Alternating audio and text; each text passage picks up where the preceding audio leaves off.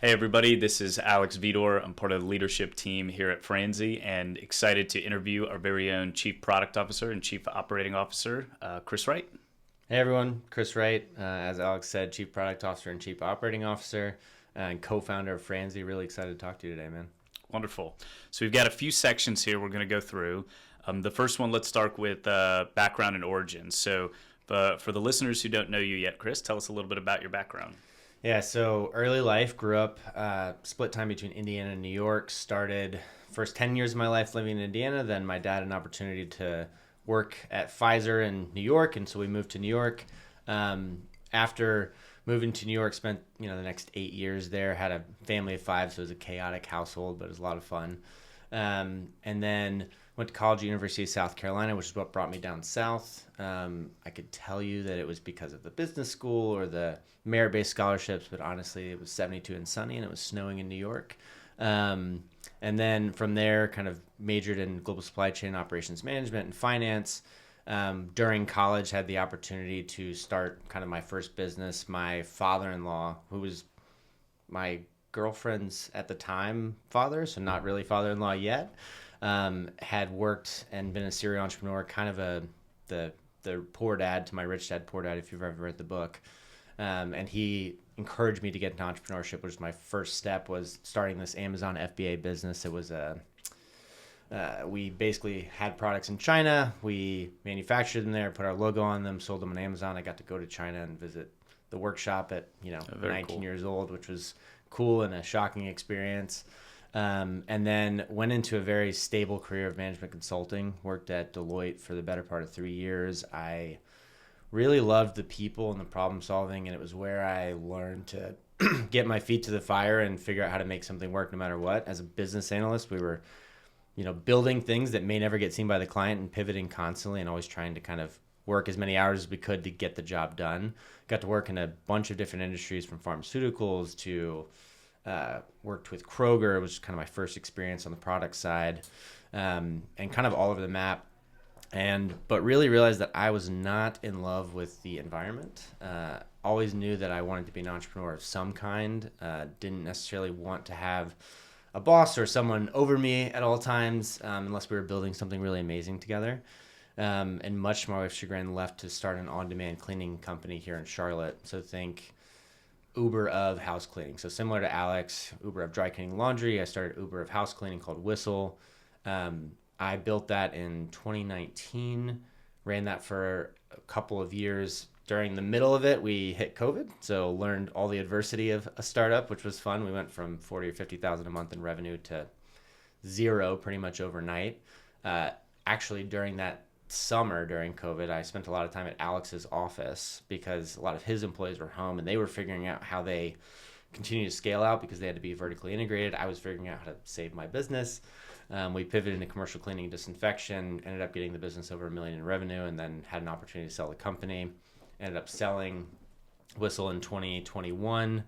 Then I was doing a little bit of soul searching, figuring out what I want to do next. Had an opportunity to work with a company at the time that was called e-tax breaks. They did tax credits for small and medium-sized businesses. If you remember, this was during COVID, so there was a credit called ERC that employers could essentially get tax credits back and actually get a refund from the government if they maintained employees during COVID. At the time, I think they had 6 people and were in a small office in Alabama. They brought me on as president knowing I had no background in tax credits. And I told them this up front, but they said they don't care. They want somebody who can help build out operations, build tech, and really streamline and help us scale up. Sure. So it was a great experience to go from 1 to 2. Over the course of 3 years, I helped bring that company from 6 employees to close to 200, from a couple of million in projected revenue to over 90 million in revenue. We acquired a couple of companies. We had the chance to start several companies underneath that umbrella brand, and it became this company called HR Logics that did HR compliance software and tax credits. It was an awesome experience to kind of see both sides of the fence and also bring a company from already revenue generating and profitable up to really revenue generating and profitable to scale. And then, now I'm here at Franzy. Awesome. So what I heard was a balance of working with larger companies through Deloitte, but the startup experience as well. And across a lot of different industries, which reminds me of franchising. So tell us a little bit about how you know, transitioned in meeting Alex and getting into franchising, and why was that an interesting space to, you know, to innovate within? Yeah, if you look at my background, it's kind of all over the place. It doesn't necessarily make sense in a vacuum, but the throughput on all of it is really big on finding really complex problems and simplifying them. I think that any industry that has incumbent players that have been doing the same thing for a really long time, there's a huge opportunity, and I hate to use this word, but to disrupt them and to do things simpler. It's not doing things just the way they've been done because that's the way they've been done. Backtracking a little bit, as I said, Alex and I knew each other during my Whistle days. I actually met Alex initially. There's a company here in town called Rabu, does Airbnb management. At the time, they had 85 properties in Charlotte that they managed, and Whistle was doing all the cleaning and turnover after every guest checked out, and To Laundry was doing all the laundry turnover. So they'd wash all the sheets and towels and blankets, etc. Alex and I started hanging out during that time, would grab a drink once a month, and then became really good friends. Over the course of the next several years, kind of stayed in touch, and obviously spent some time at his office during COVID and learned all about franchising at that point. And there's a saying in franchising that franchising finds you. I think we've heard this from a lot of the people that you and I talk to, Alex.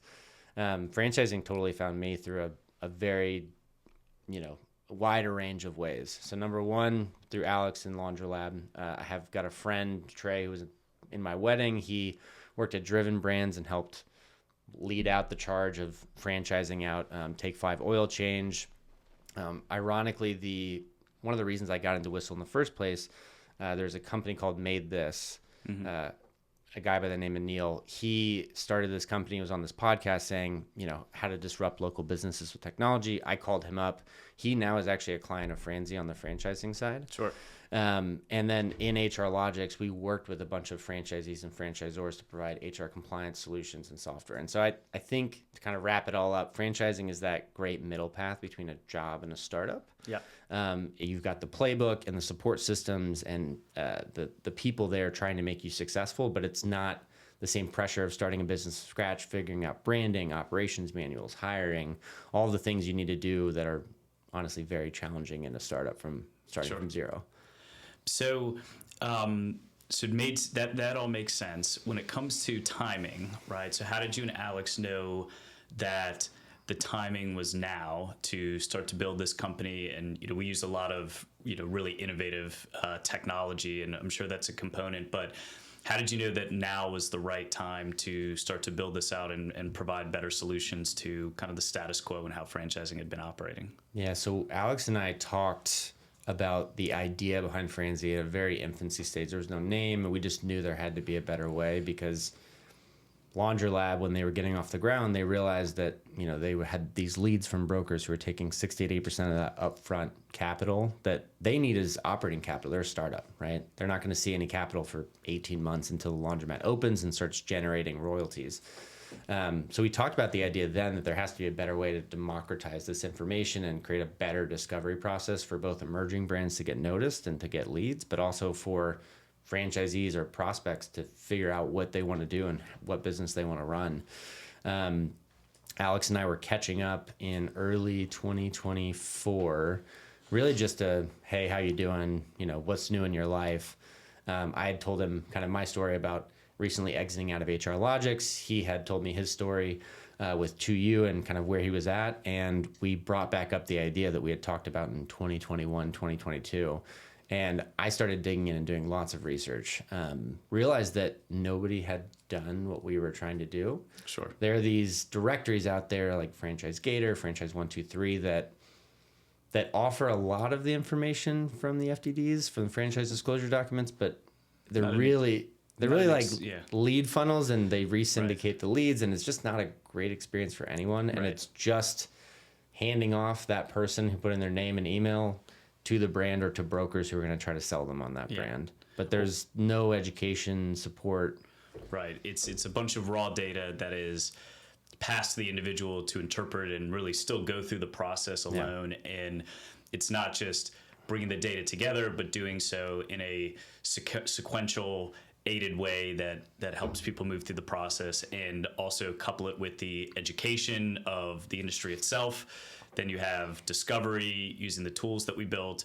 And then when you go meet with the brand, job's not done, still need to support and be that sounding board. So that makes a lot of sense. Yeah. In addition, one more point on that. So in addition to that, why now, right? I think that we realized that it didn't exist yet, which was, rule number one. That's good check mark. But Alex and I also realized that technology has come so far since we were looking at it back then. The way we would have done it was vastly different, 4 years ago, 3 years ago, than the way we would have done it today.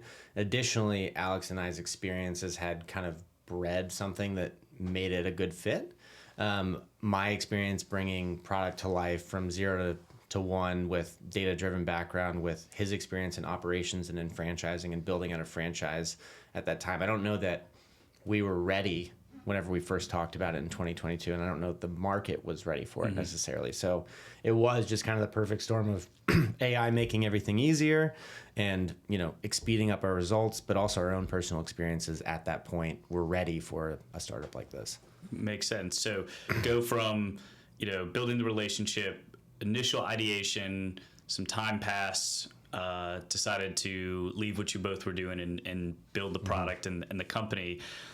So then you start to, get exposure to brands firsthand, introducing the company, clients, investors. Was there an aha moment, feedback from one of the stakeholders in the industry where you said, okay, I'm glad we're building this because the feedback that we're getting is so validating, right? Was there a moment like that? Yeah, there's a lot. I mean, I think that to start with, we realized that the space, going back to what I said earlier, needed a buyer-first platform.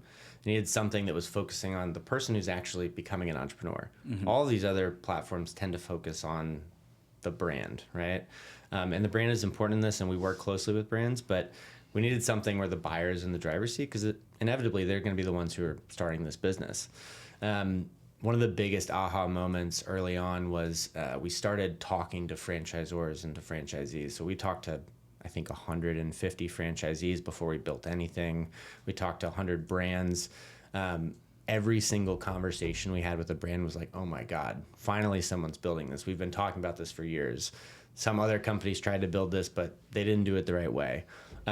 So we continued to have those aha moments kind of consistently. We were actually looking for reasons not to do it. Yeah. We were looking for reasons for people to tell us, hey, this is a dumb idea. This is never going to work because of X, Y, or Z. And the only people that were telling us that this was a bad idea were brokers who benefited from the current system. Yeah. Right. So there was that. And then if you take kind of our first person who became an entrepreneur, right? He came through the website, he signed up, he filled out his information, he did his research, and then he started working with us. He started using our coaching, right? He started working with folks like you who are actually guiding him through the process. He initially thought that Daisy, which is the brand that he went with, was not a good fit for him. But it turns out that his background was in construction and IT. Yeah. Daisy is a home services installation company, and they offer an M&A position, which is something he was really interested in, right? So it tended to be the perfect fit. And he found that both through the platform and through coaching, and went from not knowing about Franzy to signing up to becoming a franchisee in less than 90 days. Right. Because franchising is a really significant part of the U.S. economy, right? More than 5% of GDP. It is, in the next few years, going to be $1 trillion market. But what many people don't realize, giving Josh's example, is that there's 4,000 brands, but 75% are 100 locations or less, and so there are so many diamonds out there, right? There are frankly some brands that you wouldn't want to invest your savings into, but how do you, knowing that the majority of brands you recognize as franchising are frankly not available, they're sold out, or they're big multi-unit resales, that type of thing.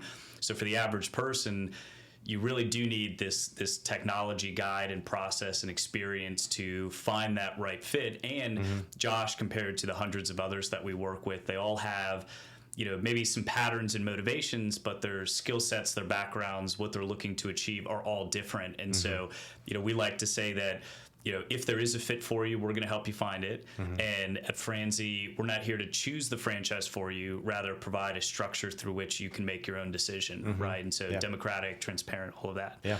So if we were to bullet them out, right?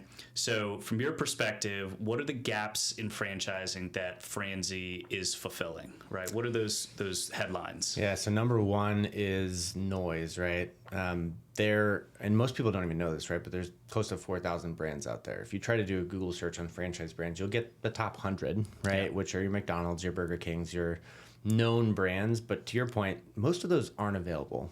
People that don't even realize they're a franchise, when they learn they're a franchise, they're like, oh, I've always wanted to own a McDonald's. The reality is that McDonald's has thousands of locations in the US. Your chances of getting one are fairly slim. In addition to that, we are kind of democratizing this information. So it goes to that noise piece. We're allowing people to have the tools and platform to research this, right? We want people to discover and do some of their own research, but right now you can't really do that if you're just searching around. So we want to give people the opportunity to do that in a structured way, where by answering a few questions, they are able to get recommendations and then drill deeper on those brands than they could otherwise. So we take the data from the 28,000 right now FDDs that we've grabbed, franchise disclosure documents. Those have all been scraped, and we have these brand profiles for over 3,000 brands that people can research and dig into. In addition to that, we're layering on other data sources. So what are their locations? What are their Google reviews, right? How do people review? How do end customer review those locations, right? Is it mostly 2 to 3 stars, or is it like Crumble Cookies where they range between 4.5 to 5 stars for every location?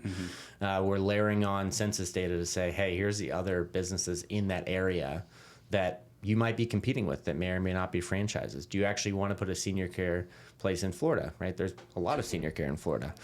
Right.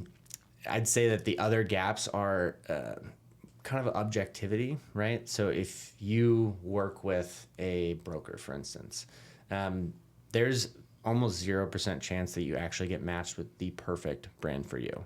With there being over 3,000 brands, most brokers only work with 20 to 50 brands. Right. So statistically, you can't possibly find the perfect one for you. In addition to that, they get paid on a percentage commission. So let's say that you have a brand that's $100,000 licensing fee and they get paid 60% commission, and another one that is $50,000. You can afford both of them. They're both technically a good fit for you. Human nature is going to dictate that I might go towards this one that's $100,000 instead of the one that's $50,000 and push you that direction. Here we have completely flat pricing. Everyone in the whole process gets paid exactly the same regardless which brand it is. There's no incentive to look at one brand over the other. We're actually just measuring on fit. Right. And I'd say that the last gap is we are empowering people through the technology we've built, right? We have baked in AI in every step of the process in practical ways. The intention is not to be flashy or exciting or magical. There's an element of that, but the idea is that based on the answers you provide, we should be able to very quickly understand what are the top 10 brands for you, and then work with our team to help narrow that down. So on every single brand, there's a why this brand button. You click that, and it's going to give you, for you, your pros and cons of that brand and other things you consider. Whenever you go through the franchise journey, which is kind of our pathway that shows you what each next step is to go down this path of becoming a franchisee, you answer 12 or so questions, and you're going to get your top 10 brands. Now, then you'll see kind of I hate to use this analogy, but like a Tinder style, right? Thumbs up, thumbs down. If you like it, that brand gets saved. If you dislike it, you get a cool little animation, some magic, that flips around and shows you another brand that might be a good fit for you. Sure. On top of that, finally, there's the Franzy Fit Score, which is your objective score, 0 to 100, of how good of a fit that brand is for you. So we're doing all of these things to try to help people narrow down from this big universe down to the top 3 brands that are the best for them, right? And I think that it is a objective and transparent process. We're with them every step of the way, as much or as little as they want us to be. And they know at the end of the day that our goal is to match them with the right brand for them. I know a lot of folks say that, but truly match them with the right brand for them, not just the brand that pays us the most or the brand that is doing some side deal, whatever, right? And I know that it was a few years ago, but the famous executive Eric Schmidt talked about the most successful companies in the future being those that help aggregate and organize information right into a centralized place. So we have the franchise disclosure documents, we have their unique Franzy Fit score, census data, Bureau of Labor Statistics, Google reviews, all of these things that are designed to, again, help that person make an informed decision, and we aid them by bringing everything that they want to sift through together. I'd add one other thing that we really help them do is that the starting point for people is different, right? And so we have existing multi-unit people who are looking for the next concept, but want a data-driven way to do it, not just off-the-cuff referrals via email or text or Google lists, things like that. We have ready-to-buy first-timers, so those that have done exhaustive research in franchising as an industry. Hey, I know this is where I want to invest, but I got stuck at the brand discovery part, or even those that are further in the process that still need the education. So we call those franchise curious explorers. So, hey, I may just bolster my stocks and bonds, maybe buy a private business, maybe become an LP in a fund, maybe do nothing, right? Yeah. Franchising is something I'm considering, but I need some help understanding the dynamics of that ecosystem. And so that's where we get education, discovery, and support. And depending on where the individual is, we kind of start them at their unique starting line. And again, there's a journey, as you said, for everybody. Yeah, right? You bring up a really good point. I think that a big part of franchising in general and this whole process is that even though we're building on all this technology to make the process easier, to make it more clear, more objective, more transparent, there still needs to be that human element, right? You are buying a business, right. You're starting a business, you're becoming an entrepreneur. Can be scary. If you buy a house, right, and you want to sell that house, there's no one telling you can or can't. You're entering kind of almost like a marriage with this franchise that says, hey, for the next 10 years, we're going to work together to make you successful. And so it can be very scary. So I don't think that there's ever a world where we totally remove the human element, and your team does a great job at that 3-step process, right? Meeting people where they're at, going through discovery, going through education, and going through support to make sure that we're giving people what they need. And the other point to that is that this is not a hard sell, right? There's no obligation. Right. Truthfully, our coaches are there as a valve and a support metric to these franchisees. The goal is not to make sure that you buy a franchise, right? Franchising isn't for everyone, right? Entrepreneurship isn't for everyone. We want to create as many entrepreneurs as possible, but the reality is that people are different, and not everyone has the risk appetite for starting their own business from scratch. I don't think that everyone, maybe controversial to say, but I don't think that everyone should start a business from scratch. But franchising offers that great middle ground where you're not starting completely from ground zero. You have a support system that sits around you. You have our team. Literally after you open your franchise, we've met with a number of our franchisees in the last month. Right. Before they've opened their units, we're going to go to their grand openings, right? We are there every step of the way. It doesn't just end, hey, you bought a franchise, hooray, here's some balloons, right? Yeah. It's, hey, we're gonna work with you as we go through the process. You as somebody engaging with Franzy, you will, no matter the outcome, going with the franchise or not, you will get all of your questions answered, and be able to self-reflect and say, is this for me or not? So, no, that's awesome. Yeah. So switching gears a bit, right? So we're talking about building the product. You obviously on operations and product, lots of balancing. So what does the role day to day look like, or week to week, kind of addressing all those different areas? Yeah, so it comes down to 4 things, right? It's product, people, partners, and the numbers, right? So on a day-to-day basis, I might be releasing a new set of product features and working with my engineering team to kind of continue to build out what we've built the foundation on. In addition to that, I'm helping out with your team and with marketing to refine the funnels, to tune things up, to make sure that franchisees are getting to the right place and getting the right information at the right time. I am working with our partners, right? So I spend a lot of time working with the brands. So another thing we didn't mention earlier that probably is a gap that we do fill for franchising in general is there's a lot of outdated process for brands as well. We help make everything easy and streamlined for brands as well. So I spend a lot of time working with brands, gathering feedback from them, and then talking to our franchisees as much as possible. Talking to our franchisees, our brands to get feedback. I'm a big fan of the concept of tell me my baby's ugly. I say it all the time. I know you hear me say it. Your son is very handsome. He's handsome now. When he was born, I'll be honest, he was beautiful to me, but he was not a pretty baby.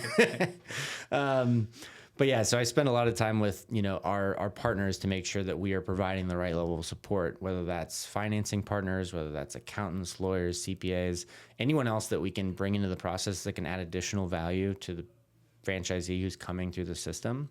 And then making sure that we've got all of the data to make the right decisions, right? So a lot of this that we're building here only works if we have the data to make the right decisions.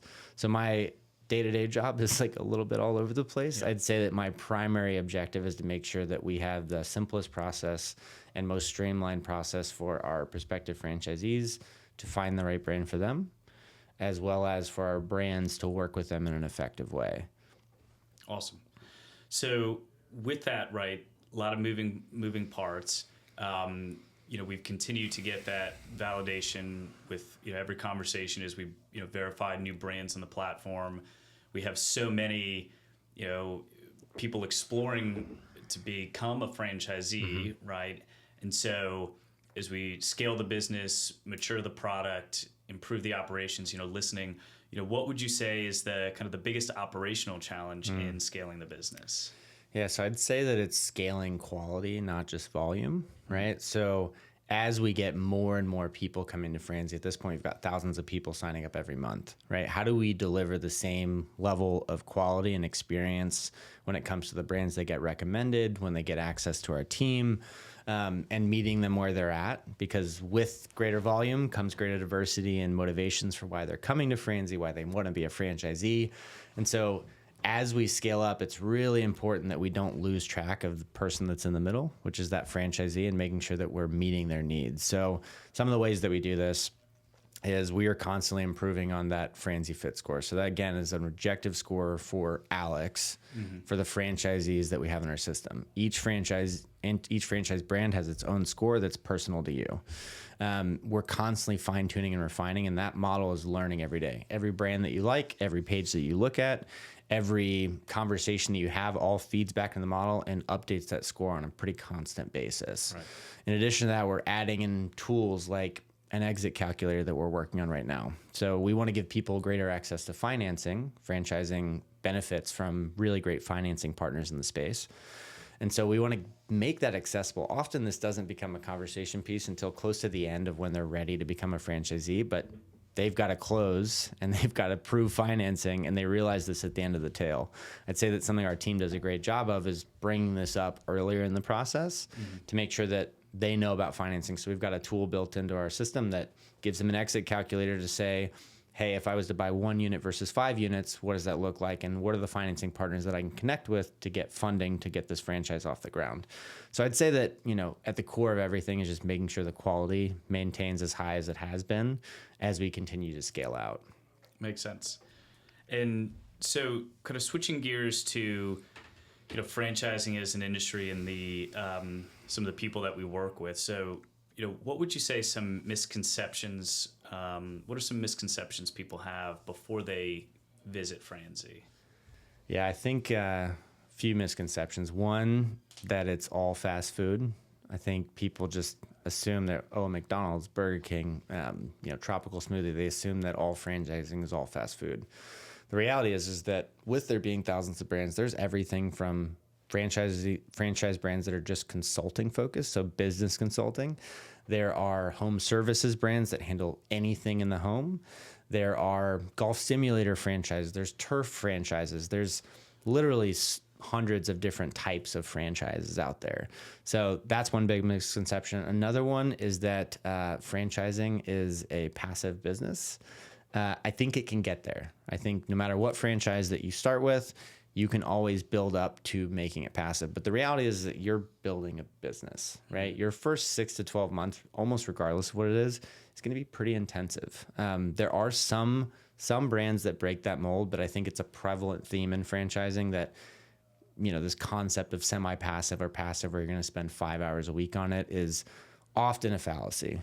And I think that we try our best to educate people and make sure that franchising is actually a good fit for them, knowing that A, it's not just fast food, and B, that it's not always passive, right? It can get there, but you're going to do some work as you're building it up. You have support system and people to help you every step of the way, but it's still work. Yeah, you tend to get out of it what you put into it. Right. And better to go into it thinking the timeline to make it more passive, not absolutely passive, is a bit longer. So you delight yourself, not surprise yourself on the wrong side where I thought it would be 6 months and now we're at 9, right? But what I will say though on that is that, if you do go the multi-unit route and you have the capital to do that, it is not uncommon for people to bring in an operating partner in the early part of the process, or even on 1 or 2 units, knowing that one partner is going to be operating, one partner is going to be more capital and support. So that it's not an uncommon model, which can create, at least for you as the individual, a semi-passive environment. Right. Doesn't mean that the franchise itself, the business itself is semi-passive, but for your own needs, it is possible. Well, and we've seen from people that we've helped, fulfill their dreams with franchises. We've seen spouses, father and son, capital and operational partner.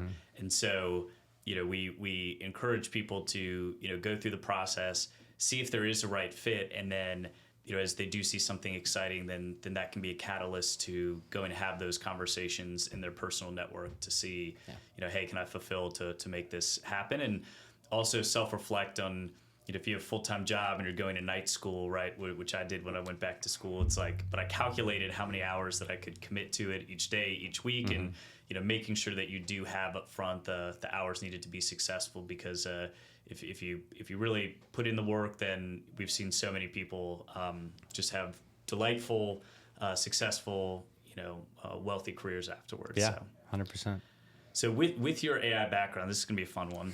So there's a lot of concern about AI replacing jobs. So do you think that that's what, is part of pushing people to consider business ownership? And, a lot of franchises do have a, physical component to it, right? It's not just software, but how do you kind of think of AI, jobs, and franchising? Yeah, I look at a similar, sea change that happened looking back at COVID, right? COVID brought a lot of disruption, a lot of chaos, a lot of white-collar people losing their jobs because companies were finding ways to downsize. They couldn't have as many people in the office. They have these big leases. You would think that would not necessarily drive people into franchising, but franchising actually saw a huge uptick during that time because you have these people who are well-capitalized, who have the know-how to build and run businesses, who are getting into franchising. I look at AI in some of the same lens, right? AI is projected to potentially take up to 60% of white-collar jobs, which is a big change if we look back to the Industrial Revolution, all blue-collar jobs, right? And the reality is that while there are companies trying to do crazy things with robotics, AI is not going to clean your gutters. AI is most likely not going to wash the outside of your house, except for Window Hero and Lucid Drones here in Charlotte. But AI coming in really shakes up this white-collar industry and leaves a lot of people not sure of their futures, right? I see LinkedIn posts every day, and who knows the reality of these, right? But startups and mid-sized companies that are replacing whole departments with AI, right? These are smart people who have done this job for 10, 15 years. What do they do next? There's an article that I think Alex talks about in multiple of these podcasts called AI-2027.com. It is written by AI researchers, both from OpenAI and ethics boards, et cetera, and it talks about the potential future by 2027 with AI and what that means for the white-collar workforce. I think that getting into a business that is using AI, but that you own and you control the future of, that is very exciting to me with franchising, and it grants that opportunity regardless of what type of business you want to run. There's so many options that there's a solution there for you to find what you're looking for.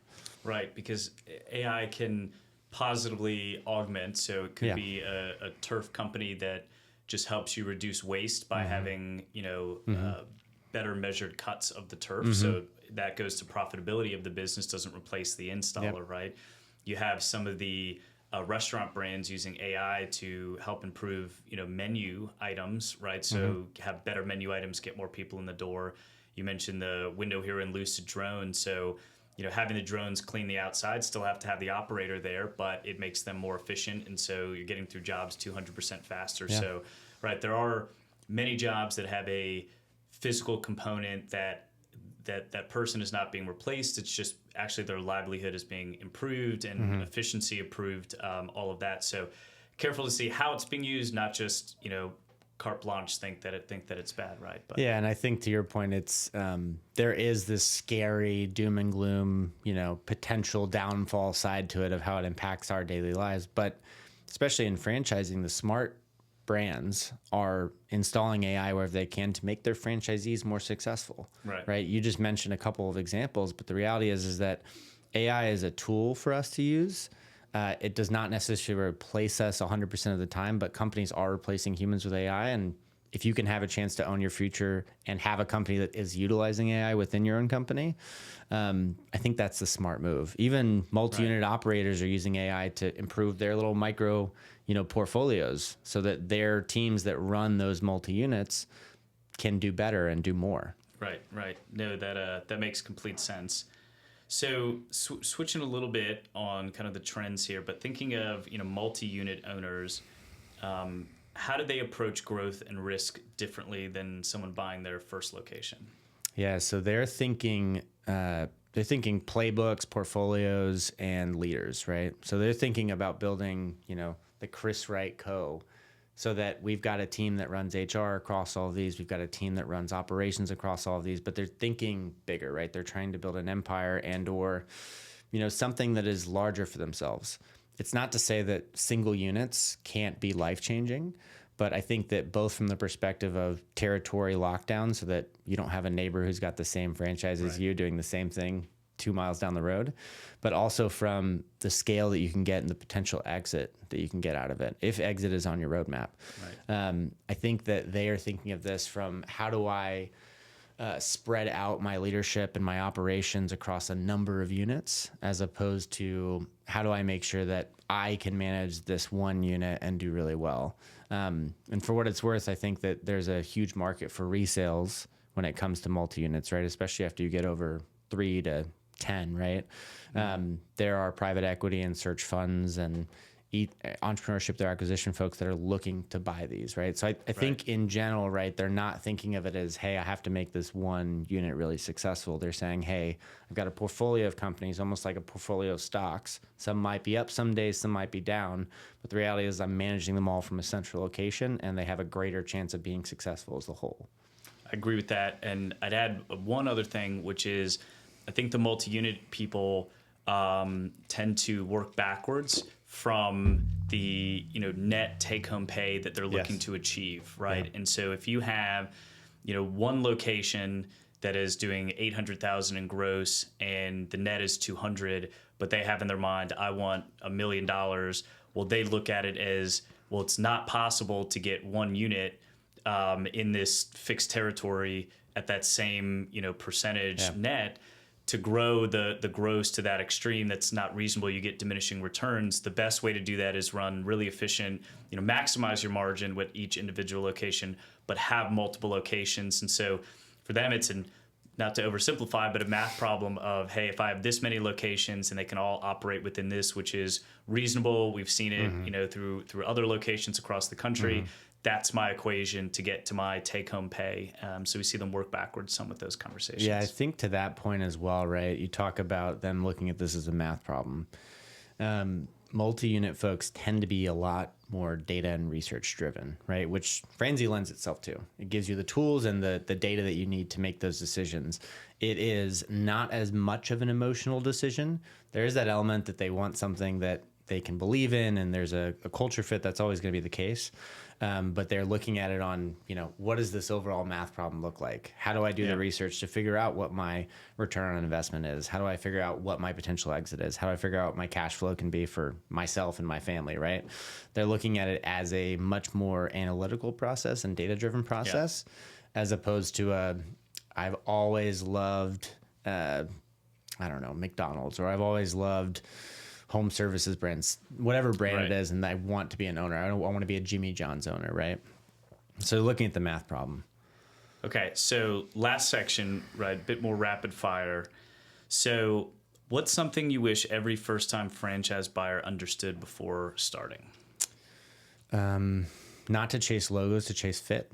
So find the brand that fits you, not necessarily the one that you recognize. The reality that we talked about earlier is that a lot of the brands that you recognize may not actually have availability where you want to put it. If you see one in your market, close to you, then there's a chance you can't put one where you want to put it. Right. Brand recognition is very important. However, the people who are the most successful in this space are finding and taking bets on these brands like Dave's Hot Chicken before it was Dave's Hot Chicken, right? They're getting into concepts earlier as they scale up, as opposed to buying an existing profitable business that they can rely on, right? A lot of it comes down to risk profile, but I think chasing, the facts and the fit with Right. Franzy or someone like Franzy, as opposed to chasing the logos. If you like the product McDonald's, you can still be a customer there, Yes. but own something that actually achieves what you're looking to profitably, right? Yeah. You use your proceeds there to go be a customer at your passion place, right? Yeah, which goes to the idea of defining what you're looking for, Yeah. right? So it's not just I want to be a business owner. There's always some deeper reason, right? Maybe it's I Right. want to create a legacy for my family. Maybe I want something that my family can be involved in and we can all work together on. I'm a product of an immigrant family, and there's always businesses that we're working on with the rest of our family. Right. Maybe it's that I want to not work at my 9 to 5, and that is as simple as that, right? Whatever the reason is, make sure that you define that and dig really deep on that as you're finding that fit, right? Because the chances are is it probably doesn't boil down to I just really like Jimmy John's, Right. Most likely, Right. Maybe it does. Maybe you just really love sandwiches, right? And there's nothing wrong with that, but figure out your why Yeah. before you get into this process, and then focus on fit, not the brands that you recognize. So that helps with why. Let's talk about timing, right? So we have, some people go to Zillow to look at houses, right? When they're not quite ready to buy a house or want to see what to save up for. But others have found a good fit, and the conversation in their mind or at their house is now the right time. So can you talk a little bit about how, someone listening might wrestle with themselves about, when's the right time to pull the trigger and make the leap? Yeah, it's a tough one. I think it's incredibly personal, but the fears are often the same, right? It's a risk. I'm betting on myself. I think a lot of people are mentally ready to bet on themselves. I think the emotional hurdle is what is the toughest to get over. How will it impact my family? How will it impact my personal situation? There's an exercise that I do every time I'm going to start some new startup or business adventure. It's a little cliche, but Tim Ferriss, the 4-hour work week, right? I think every entrepreneur has read it at least once.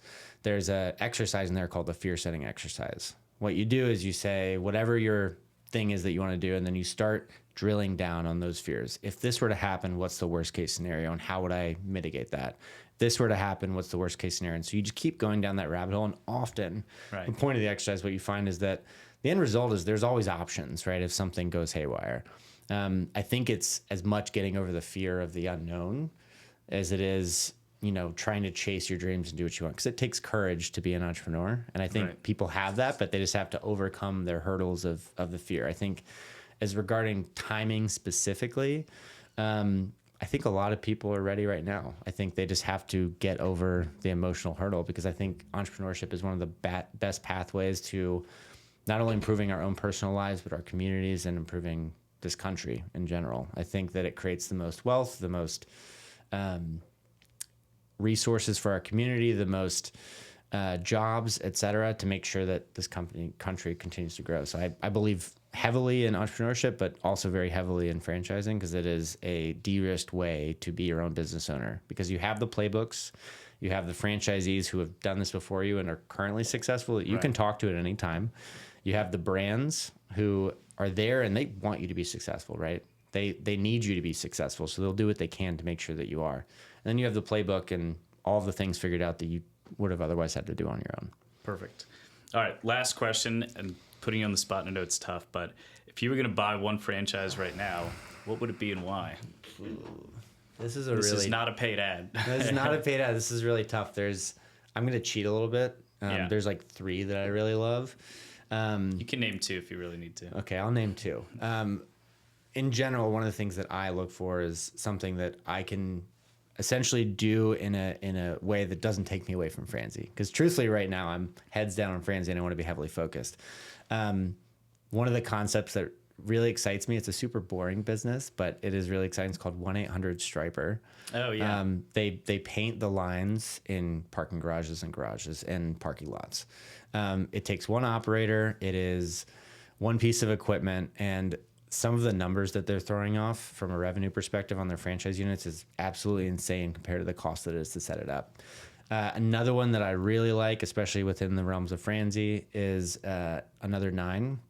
So this is one of those exceptions potentially to the passive role, right? There is no food and bev. It is kind of check in, check out on your phone. You can have somebody there to kind of turn over rooms, but people are penalized if they don't clean up the rooms after they leave. And after you get it open, it does truly become a semi-passive business. And then I'm going to sneak in one last one. No, I'm going to take the last one. Okay, you got it. So the one that I really like, it would be Waterloo turf. Yeah. Right. So turf in olden days, right? You just thought of, you set it up, it degrades over time. But they've turned it into a recurring revenue model. You drive through the streets of Charlotte, you pass multi-million-dollar houses, and maybe they have the Bermuda and the fescue in the front, but the backyard with lots of shade where the dogs are and the kids are playing, right? It's turf, right? Yeah. And so homeowners have changed their perception on the quality. And then, of course, there's the major tailwinds of water restrictions, cost of irrigation, and, as somebody who is at this point wasted a lot of time and money on my yard, which is a mess. I want to get my Saturdays back. And so also great leadership there and a lot of experience. And so that's one that I know is going to be successful. Shout out, Tim. All right, that's what we have for today. So I'm going to do one last plug, which is if you made it this far in the episode, no matter where you are in your research, your discovery process, visit us at Franzy. We'll hold your hand, combination of tech and the human touch, and we'll make sure to find a fit for you. Thanks so much. Thanks, everyone.